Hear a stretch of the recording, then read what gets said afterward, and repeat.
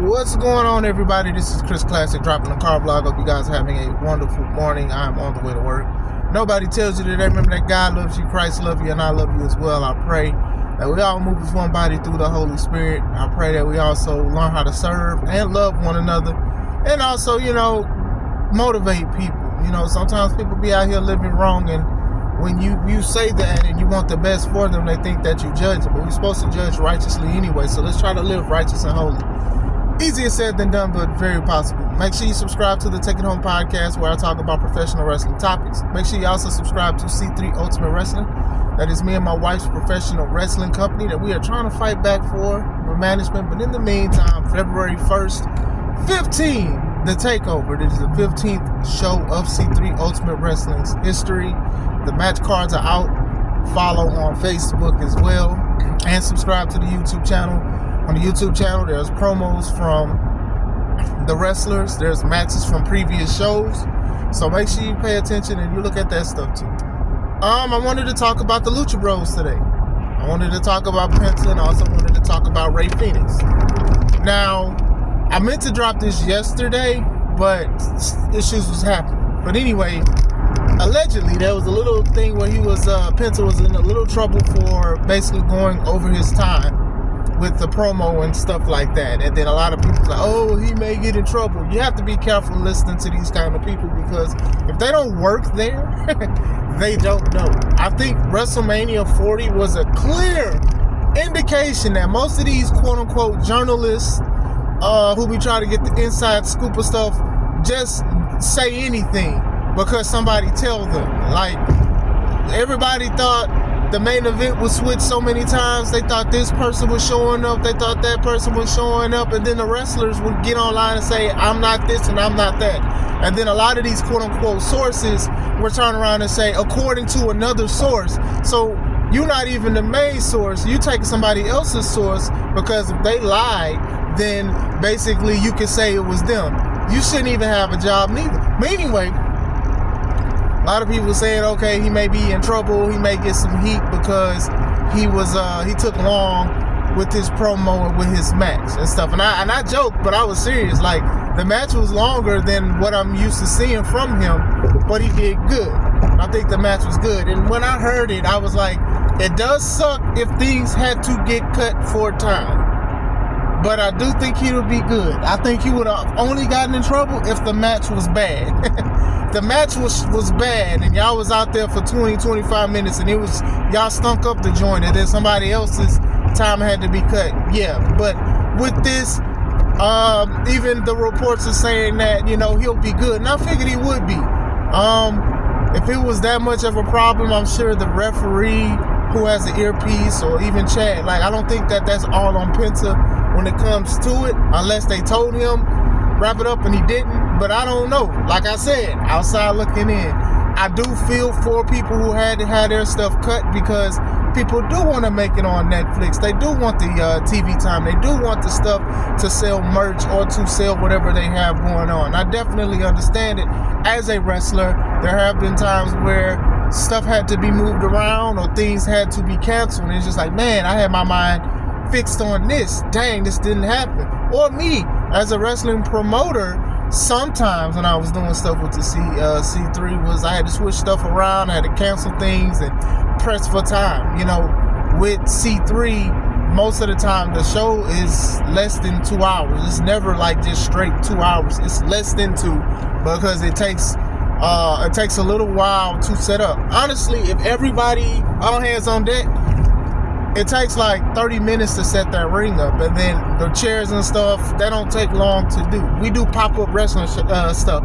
That's what I say, pop-up wrestling shows and things like that. So I can only imagine how long it'll take WWE to take the stuff down, the lights, all this other stuff, the Titantron. Like, I can imagine how long that take. Like, sometimes it take them days. Like, WrestleMania setups be like weeks ahead.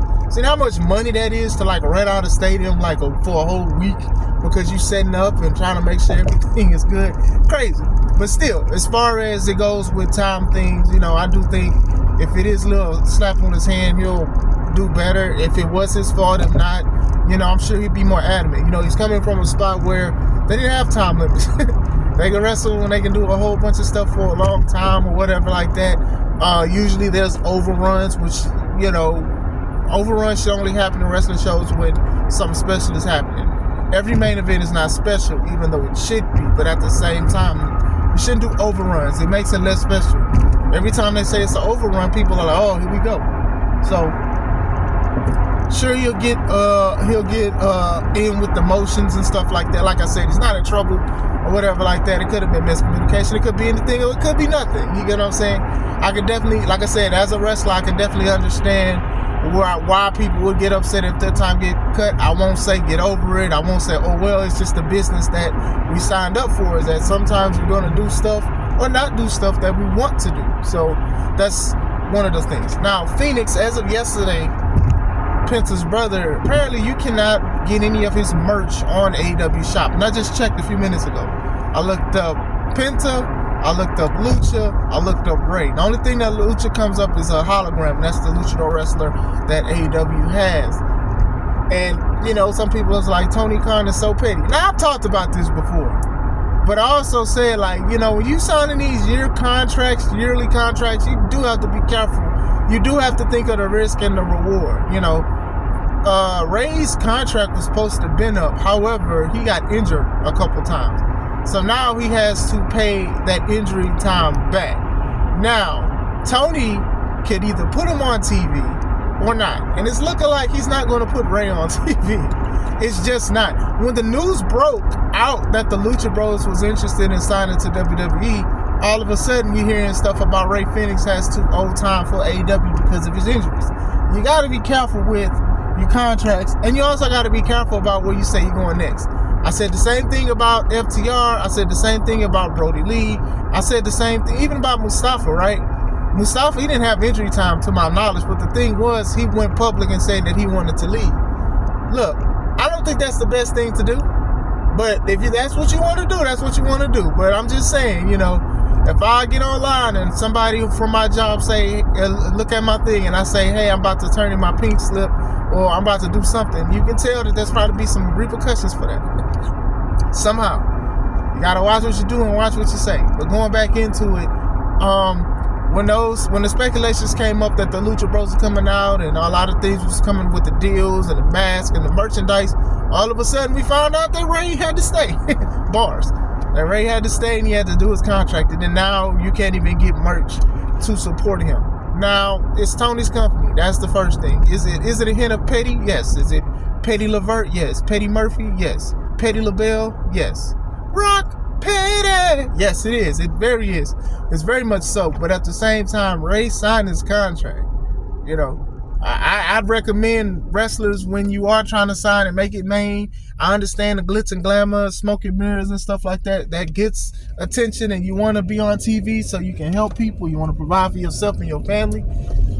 But make sure you look at these contracts, man. Don't just put your name on the dotted line. And I'm not even saying that Ray didn't.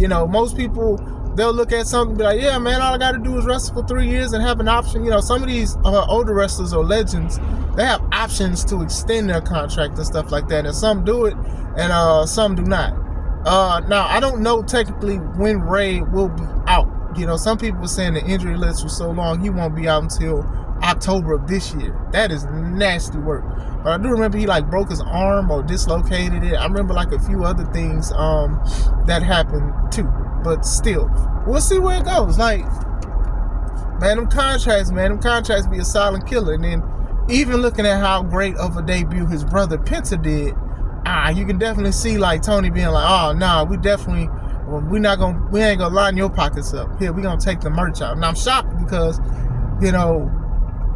AEW ain't big on merch sales anyway. They rarely talk about anything being good with merch. And I remember one of the Bucks' wife, she was on top of getting the merch and selling the merch. And low key, a lot of people said they would go to an AEW show and all they had was AEW shirts. There was none of the wrestler shirts. When you go on these wrestlers' Instagrams and social media, they have shirts. They say it's available on Pro Wrestling Tees. They say all of that stuff. But a lot of people say when they went, all they had was the multicolored AEW shirts, couple Young Bucks shirts, and stuff like that. So to me, I think that even then, when AEW had the Lucha Bros, and even when they was Death Triangle with Pac, they were merch sellers. They should have been merch sellers. And for to hear that they didn't have any kind of mask or no merch at the merch tables is kind of crazy to me, because I do feel like if Penta's not a merch, if Penta stuff isn't sold out, then I'll be shocked or close to it, because like I said, they had masks in the crowd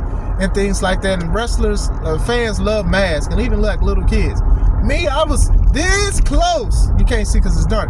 I was this close to getting that mask, but then when I couldn't use that 30% off promo code, I was like, I'm good. I'm good, fam. I got my own wrestling company I gotta run. But still, that was like the Lucha Bros news of the day. When Fenix does show up to WWE, I do think that a lot of people will like that. If they have Fenix and Penta just be singles competitors, that'd be dope. If they have them as a tag team, the Lucha Bros, that'd also be dope too. I think I saw both of these guys on Lucha Underground. And like I said, outside of the indie stuff and all that, these guys can really get people behind them and stuff. I think Penta was a testament of that. So, and Penta and Fenix, even though they're brothers, they wrestle similar and different, which I like. You know, no diss to the Usos, but you know, sometimes it's like you kind of can't tell the difference between the two until they cut their hair. But some of the moveset is kind of the same for the most part. You know, some people, they like it and some people don't. You know, Jay's charisma is through the roof, and you know, that's just one of those things. It's just like you can't teach people to be that charismatic. But when you have them, like even the match they had at WrestleMania last year, I was expecting match of the night, and some people was like, I don't know why, because you know, they only do certain things, they don't do much. And I do know that they try to change stuff, and they still have try to do it, but at the same time, you know, they're very similar, obviously, with the movesets and stuff. But with Penta and Fenix, it's a little different. They are different. Penta does things like he'll get on the top rope, and then he'll fall on his back and bounce up on his feet. Like, I've never seen nothing like that before. Like, when wrestling, they always say somebody has always done something. Like, it's hard to bring anything new to the table.